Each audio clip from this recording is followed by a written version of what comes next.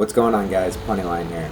I was recently flown out to Germany to participate in the BF1 Squads Event, where I was lucky enough to be able to play the new build and the new map for Battlefield 1. In this particular video, we're going to be talking about the improvements to the fighter plane and making it a much more versatile vehicle on the battlefield. During the alpha, the fighter plane is really only capable of fighting aerial vehicles as well as helping to take down the airship.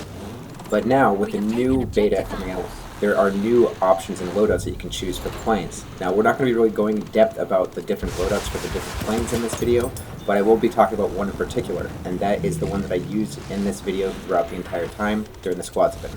I used the bomber variation, which gives you a couple different options. Of course, you still have the main gun, which is what we were used to in the alpha, and being able to have dogfights. But the second option is 6 rockets that you get to fire. They are dumbfire rockets, and you can see that from the reticule on the screen that it has a wide range. So you have to be able to account for spread of the rockets. They are also very slow, so you need to make sure that you're able to lead your targets.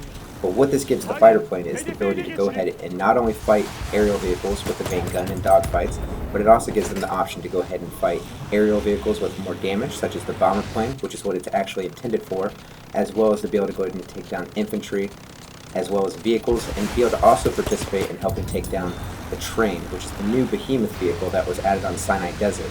With the ability of the fighter plane to now be able to engage ground targets, it allows them to be able to have access to more points. What I mean by this is during the alpha, it was very hard for the fighter plane pilots to go ahead and get any points other than just from dogfighting, where people would really just bail, so it's hard to get kills in the first place. But now that you're actually able to kill people that are trying to attack your flags and conquest points, you're actually able to get those conquest defense points that you weren't really able to get before. Now, where it's really fun to go ahead and try to use the new rockets on the fighter plane is when you're engaging in the attack plane or the bomber plane.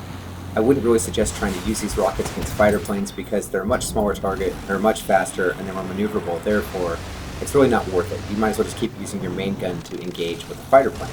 But when engaging an attack plane or a bomber plane, it's definitely a good option. This particular clip when I'm engaging the bomber plane with the rockets just goes to show that even though the rockets are powerful and that they can help you to take out those larger targets, if you don't get the proper shots on them, you're still going to leave yourself vulnerable. Now, the last topic that I wanted to go ahead and cover in the video was to talk about the train, the new behemoth that was added to Sinai Desert. Now, people were saying during the stream that it looked like the train was underpowered, which really is not the case. The train is actually extremely powerful in the right hands. I just had enough time during the warm-up rounds to figure out how to engage it properly.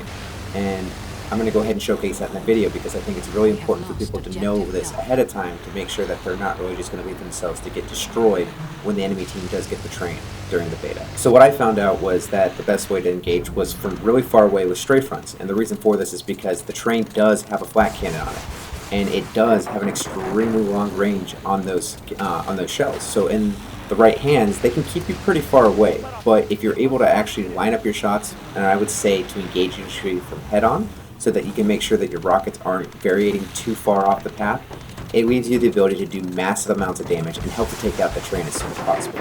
Because like I said, the driver of the train can move back and forth, they can go to different cap points on that map in particular, and therefore it can be a big hassle for your team if it isn't taken out fast enough. I hope you guys find the information in this video helpful. I will be coming out with more videos, of course, and I will try to go ahead and break down into more depth about the different loadouts for the different planes. So, hope to see you guys soon, and have a good rest of your day.